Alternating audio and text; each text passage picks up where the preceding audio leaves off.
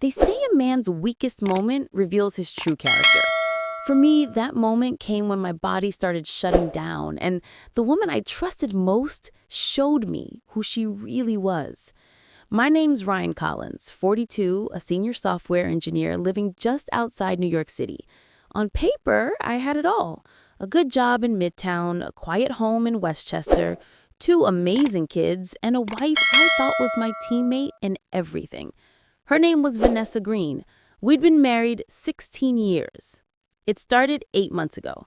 I was exhausted all the time, falling asleep at my desk, dragging myself through workouts. I told myself it was just stress, the Manhattan grind, coffee, deadlines, repeat. But when I started waking up, feeling like I'd been hit by a truck, I knew something was wrong. I went to Dr. Palmer at Mount Sinai. He ran the tests and didn't sugarcoat it. Ryan, your testosterone is dangerously low, the kind of numbers I'd expect from a man in his 60s. I sat there, numb. He said we'd start treatment immediately. That night, I told Vanessa over dinner. Our kids, Danielle 14 and Lily 10, were upstairs doing homework. I expected concern, maybe a hug. Instead, she barely looked up from her phone. "Oh, well, I'm sure they'll fix it," she said. And that was it.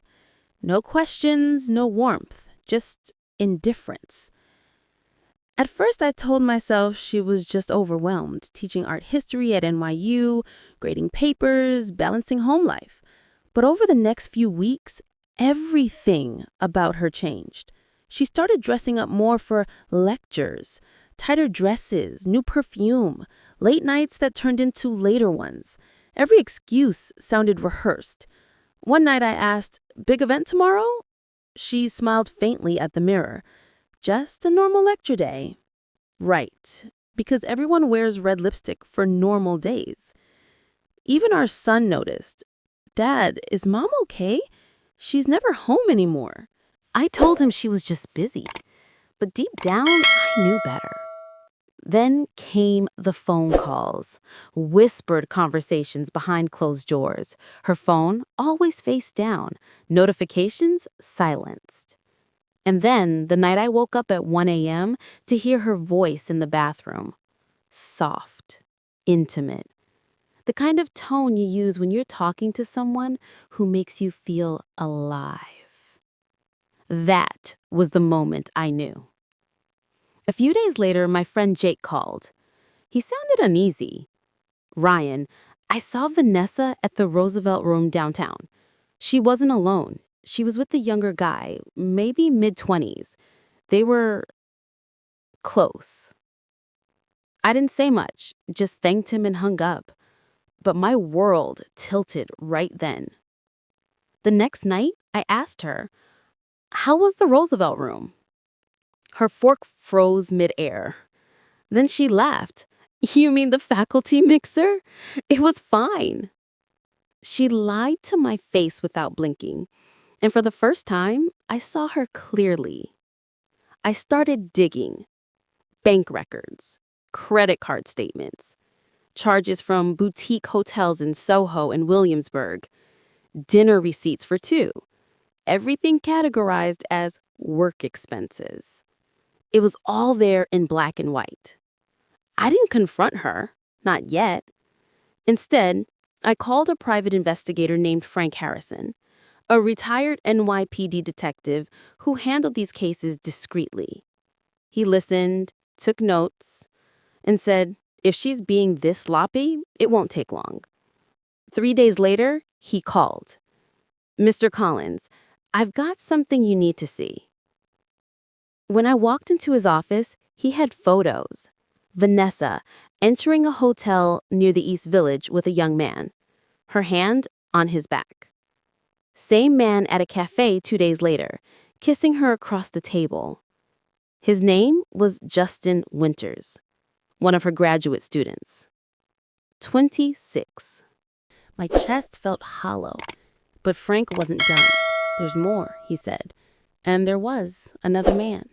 Bradley Chun, an assistant professor from NYU's English department. Same pattern. Dinners, hotels, lies. That was enough. I called Rebecca Thompson, one of the toughest divorce lawyers in Manhattan. She looked through the evidence and said, "Ryan, this case is airtight. We'll file quietly. You'll keep the house, the kids, and your dignity." For 3 days, I acted like nothing was wrong. Then Friday came.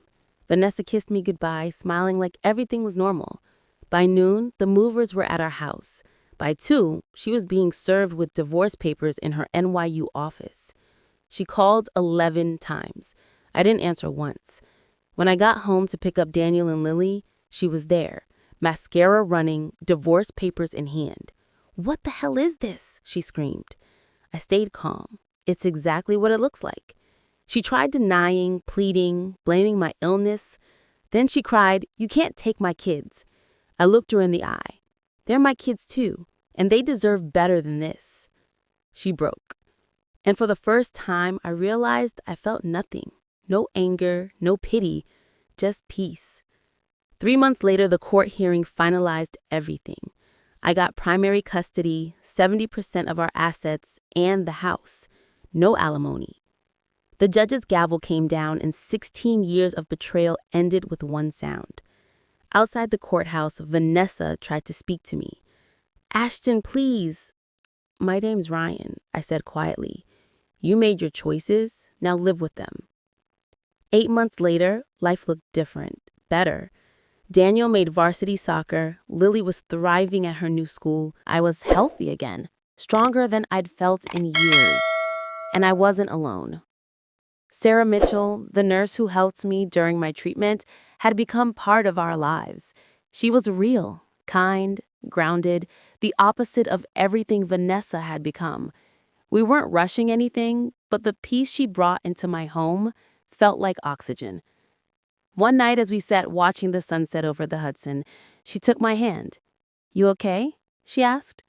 I smiled. For the first time in a long time, yeah.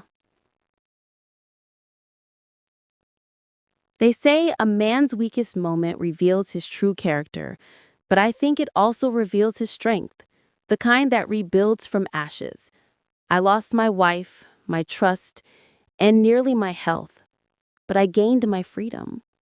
And I'll never take peace for granted again.